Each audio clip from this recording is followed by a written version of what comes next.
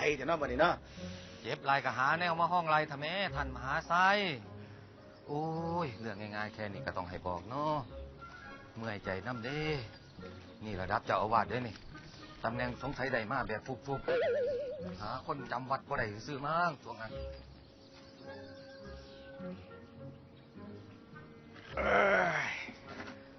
โอ้ย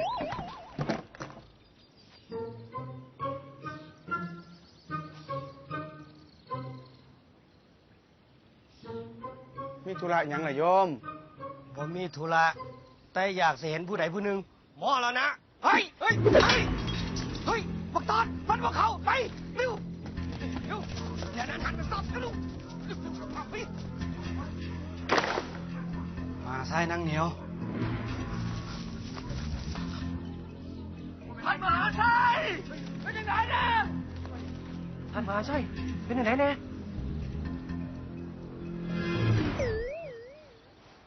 ยังวะ